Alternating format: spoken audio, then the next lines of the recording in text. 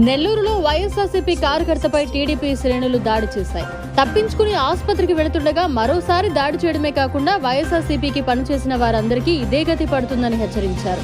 బాధితుల కథనం ప్రకారం నెల్లూరు నగరంలోని చంద్రబాబు నగర్ కి చెందిన 29వ డివిజన్ వైఎస్ఆర్సీపీ కార్యకర్త సాజిద్ సార్వత్రిక ఎన్నికల్లో పార్టీ నెల్లూరు లోక్సభ, నెల్లూరు రూరల్ అభ్యర్థులు విజయసాయిరెడ్డి, ఆదాల ప్రభాకర్ రెడ్డి కోసం పనిచేశారు. దీన్ని మనసులో పెట్టుకున్న స్థానిక టీడీపీ కార్యకర్త హమీద్ గురువారం తన అనుచరులతో కలిసి ఇంట్లో ఉన్న సాజిద్ ను బయటకు పిలిచి మరీ దాడి చేశారు.